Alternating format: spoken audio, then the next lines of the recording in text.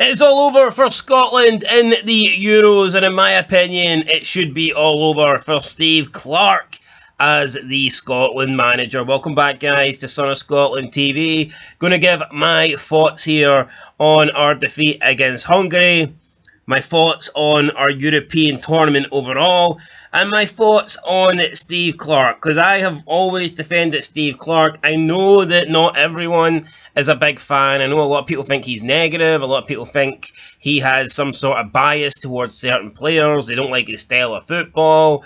They think he's boring, this and that.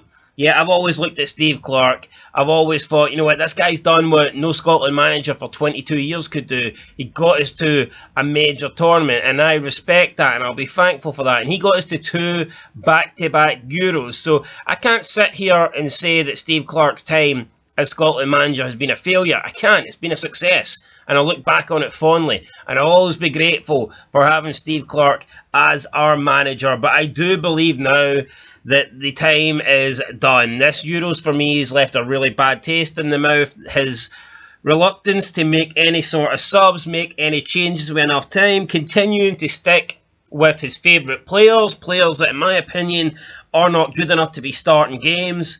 Why Shankland cannot get game time when he looks way better in like 10 minutes than Shea Adams can for a full game. I just don't get it. The amount of goals Shankland's scoring for Hearts, and he can't get a sniffy a start for Scotland when it really matters. That just makes no sense to me.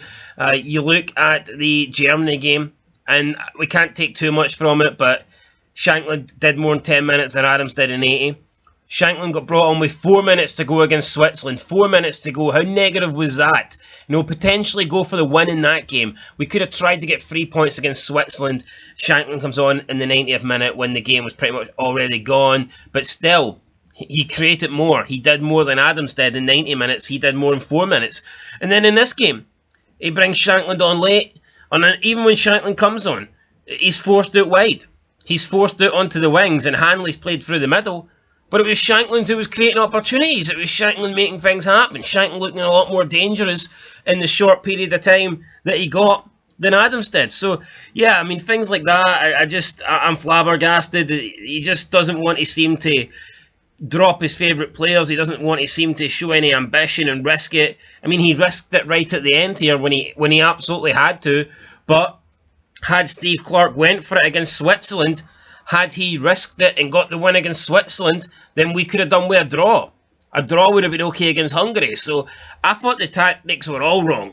Basically settling for a point against Switzerland, then that means you practically have to guarantee winning against Hungary. It made no sense for me. Why not go for the win against Switzerland? Worst case scenario, even if Scotland lost against Switzerland, you could still beat Hungary and have half a chance of going through with 3 points. I know it was unlikely due to the goal difference, but we would have had half a chance. I just don't see why we were so... He was so adamant on holding on to that point against Switzerland. I think it cost us against Hungary. So let's talk about the game. First half, I thought we dominated, especially the first half an hour. We controlled the game. We had the possession. I thought McGinn was holding up the ball well. I think he was coming short and collecting the ball and bringing players into the game. Gilmour was pinging passes around, but we didn't create anything. As much as I thought we dominated the game, we created nothing. We created absolutely nothing. Hungary looked more likely to score, despite us pretty much controlling and having all possession. Second half, I mean, it took us until about the 64th minute. Adams with a shot into Rosed, and you're just thinking, we need to score here, and we just look toothless. We do not look like scoring at all. And then Hungary started creating more chances. We had an injury to a Hungarian player. Hopefully Farga is okay. I've heard reports that he's had surgery and he's going to be getting discharged from hospital on Wednesday. So, I mean, that's good for him. Then the changes get made. Shankland and Armstrong come on. He takes off Adams. I mean, I'm not a fan of Adams, but even at this point, I mean, you can argue, shouldn't he just have 2 up front? Shouldn't he have 2 strikers on the field? But no, Steve Clarke's not going to do that. 2 strikers, are you shitting me? Absolutely not. Must-win game. Well, he'll do a straight swap for swap. So that's what he does. I mean, we push. We have Grant Hanley through the middle. And then the chances start falling for Grant Hanley. Shankland's on the field But instead of Shankland being in the box waiting to try and score, Shankland's having to go out on the right-hand side and create opportunities for Hanley. It's madness. Absolute madness. Shankland, though, did well. If only there was a couple of Shanklands, we could have maybe won this game. Our chances fell to Hanley. There was a McTominay chance in there as well. Hanley forced a couple of saves off the Hungarian goalkeeper. We got the corner late on. Ball came in. Wasn't a great corner. Falls for McGregor, though. McGregor has to hit it first time. Instead, he attempts to take a touch, loses the ball. Hungary hit is on the counter, and bang.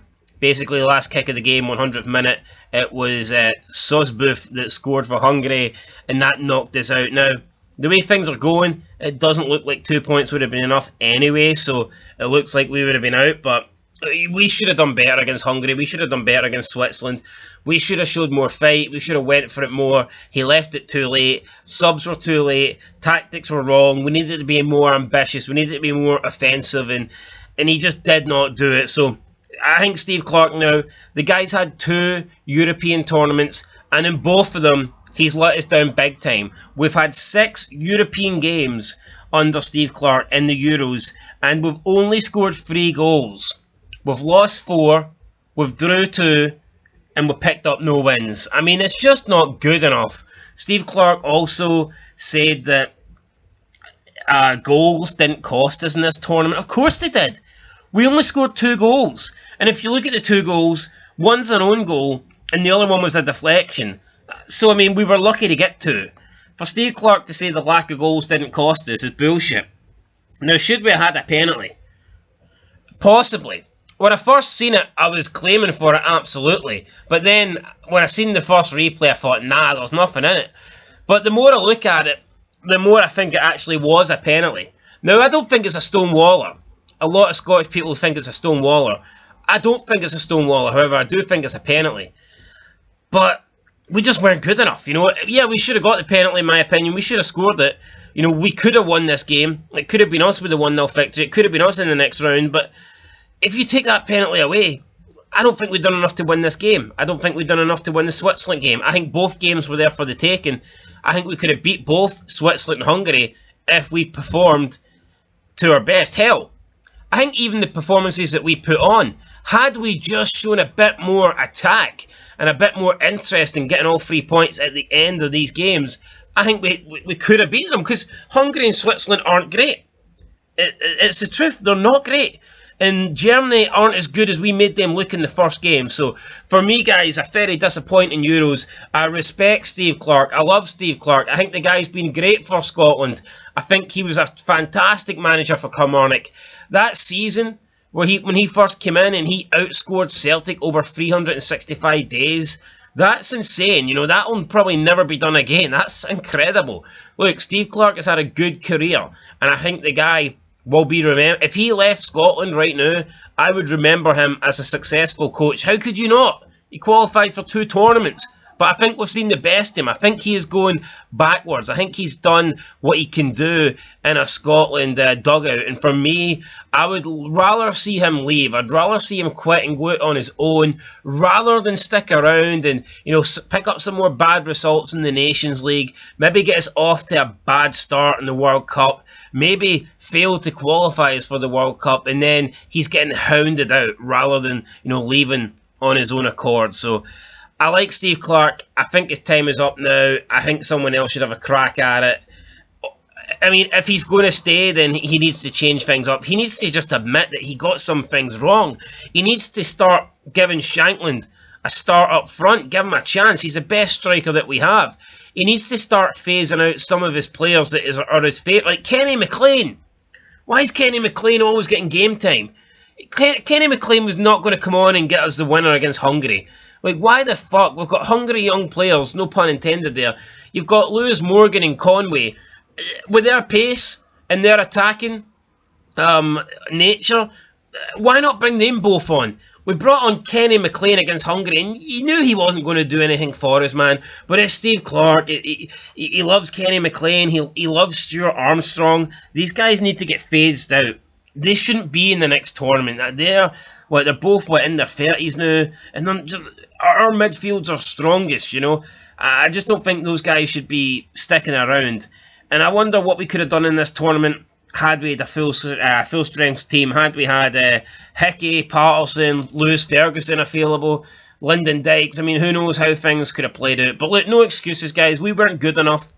Even in the games where we were right in them, the Hungary and Switzerland game, just if we showed a little bit more passion, if we showed a little bit more commitment to try and get the 3 points, if we just attacked a bit more, if Steve Clarke went for it a bit more, I do believe that we could have been in the next round, because I think both of those games were there for the taking. But we didn't do it, guys, and we're going home, like we always go home. So, disappointing.